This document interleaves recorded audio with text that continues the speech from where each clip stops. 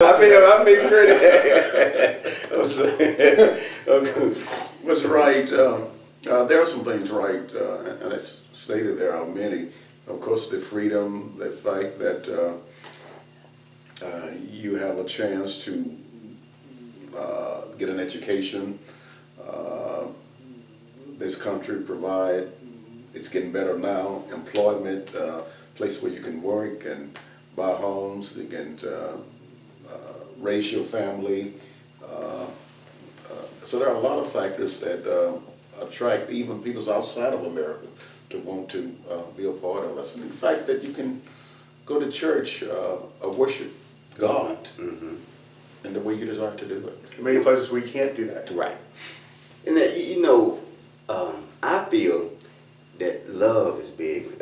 I think Americans have a lot of love.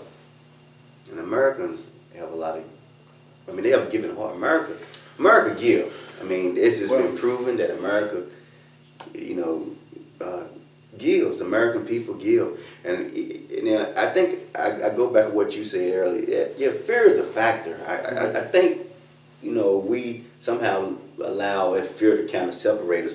But let me say before I forget, and you're absolutely right, Dr. Franklin.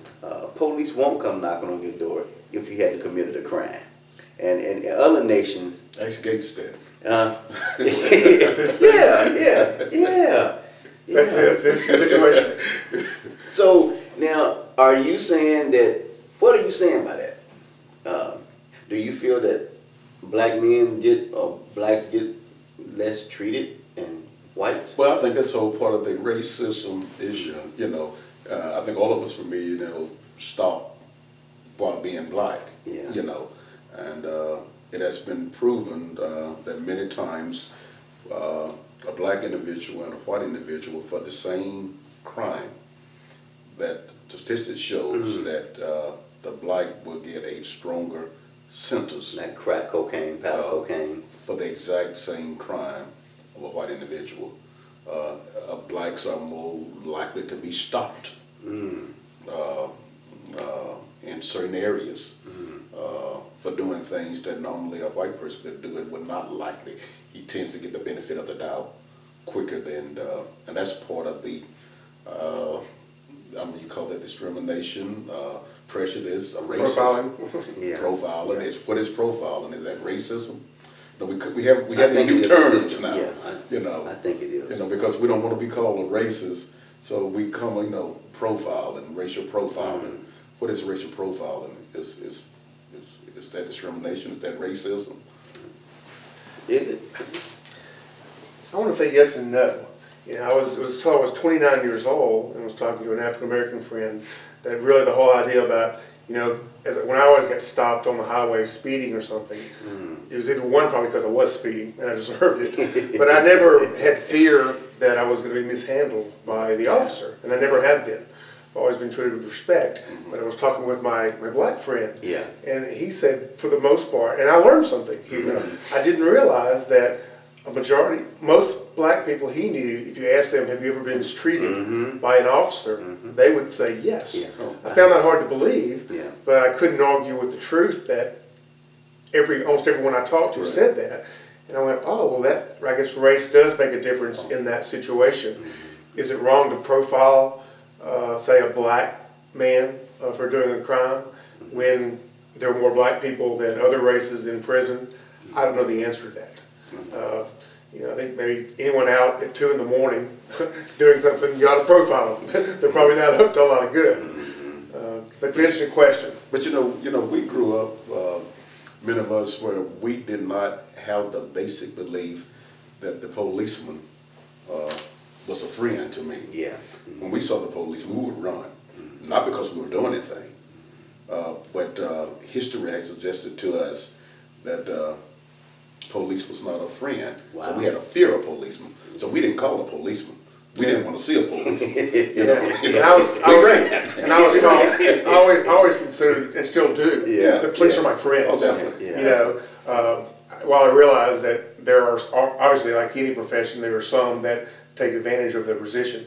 But I see them as a friend, and that there's a clear difference there between your mindset of growing up in a different race. Because we didn't see black policemen. Yeah, well.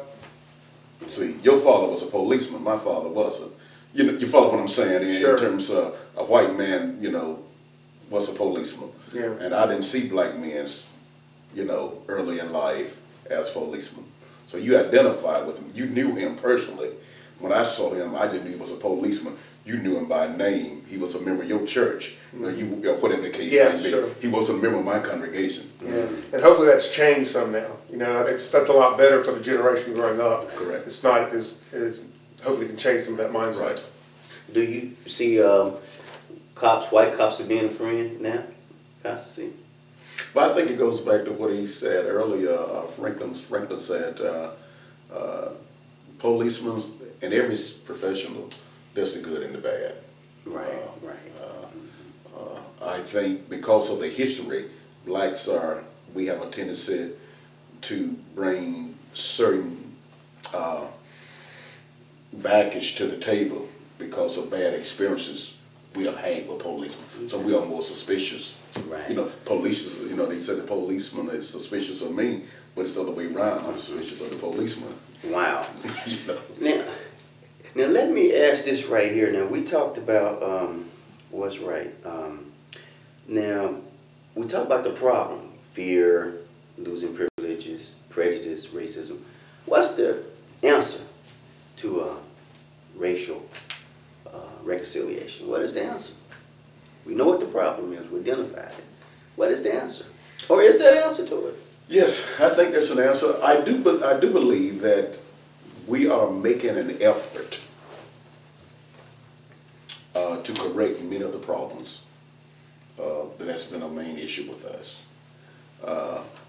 The factor is, the biggest issue is, I believe, that these issues, it took 100 years or more to get to that big issue. Right. They was practicing for that long. We want to do away with them in a matter of a few years. Hopefully it'll take as long to do away with them as it did, but we keep in mind that some of these issues and beliefs just did not grow up overnight. They're not going to disappear overnight. Right. I'll bring it back to the spiritual answer, and I think that is the best way to attack this. Right. For me as a Christian, to try to model after the model, Jesus Christ. Yeah.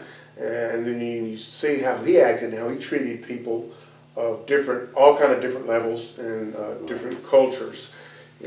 That's how we are to model, or to be about that.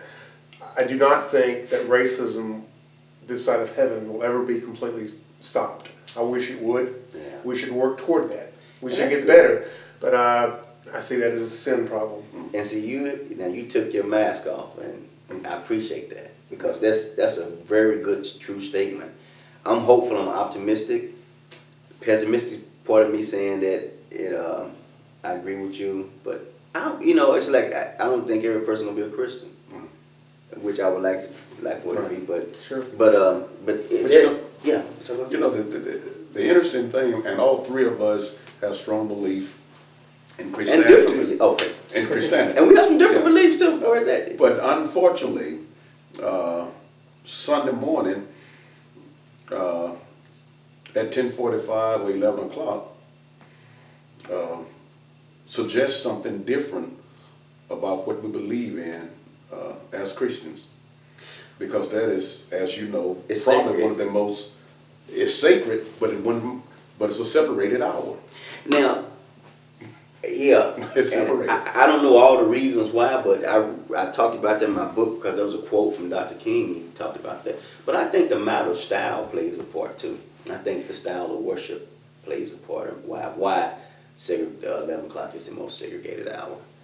Dr. Franklin, you got a comment on that? We're going to have to get ready and close it out. I know we're running out of time. I think style is one difference. I think, too, there's just a natural tendency to seek out your own. And there's nothing intrinsically wrong or evil about that. But when you do that, and when you separate or ostracize others, I think that's when the problem comes up. Right. When you come to my church that is more white than black and you're not welcome, or I come to your church and am not welcome just for that issue, then that's when it's wrong. Yeah, that's right. That's right.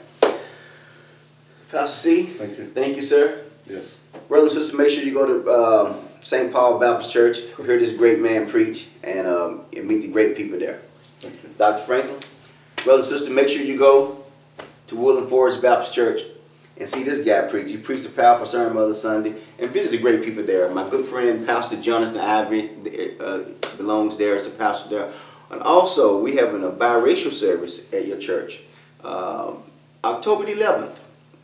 2009 at 3 p.m.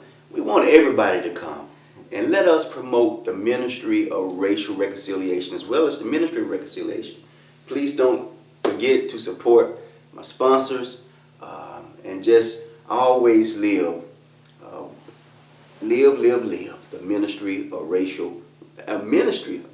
reconciliation, whether it's racial, whether it's denominational, whether it's marital, whether it's personal, reconciliation. Let us come together, brothers and sisters. That's what our God wants. God bless you.